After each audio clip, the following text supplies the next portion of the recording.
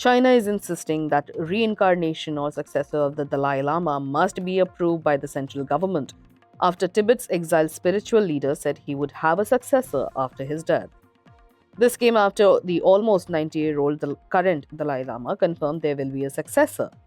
He and thousands of other Tibetans have lived in exile in India since Chinese troops crushed an uprising in the Tibetan capital Lhasa in 1959. His successor is believed to be Tenzin Gyatso, who, according to the Tibetans, is the 14th Dalai Lama reincarnation.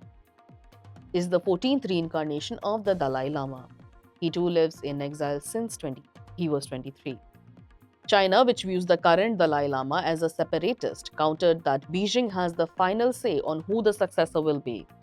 Quote, the reincarnation of the Dalai Lama, the Panchen Lama, and other great Buddhist figures must be chosen by drawing lots from a golden urn and approved by the central government.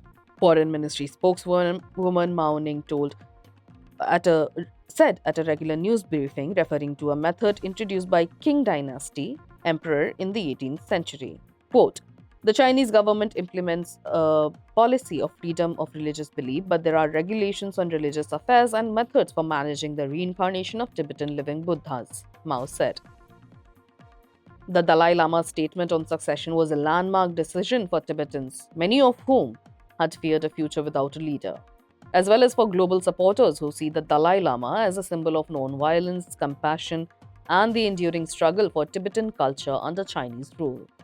The Dalai Lama is lauded by his followers for his tireless campaign for greater autonomy in Tibet, a high-altitude plateau in China about the size of South Africa, and struggling against China.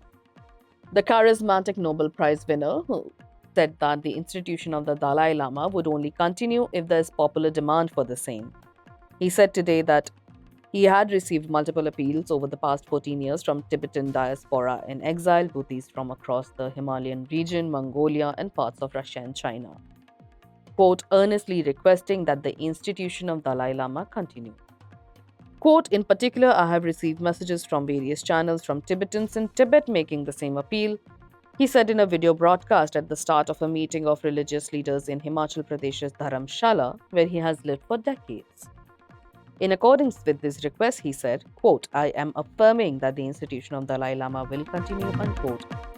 He added, according to an official translation.